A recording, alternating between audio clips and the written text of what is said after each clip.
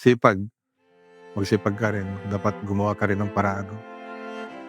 Huwag mong sayangin yung oras, mga pagkakataon. Ako nga pala si MacArthur Tomas Lagunilla, 45 years old, nakatira sa Poblacion East, Santing Nasa, Tarlac. 15 years na rin po ako nagpipintura. So marami akong nasubukan tapos, hanggang sa pumasok ako dun sa kumpare ko, sa ganitong trabaho sa construction. Tapos extra na rin ako sa mga pagpipintor, yan.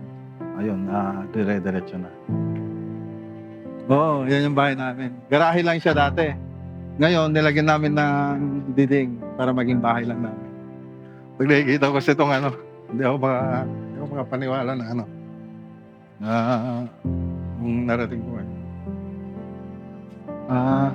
Ayun, dahil sa sitwasyon namin noon, talagang napilitan akong gawin yung talagang hindi masayang yung oras, dapat puro magsipag, yan ang ko para sa pamilya.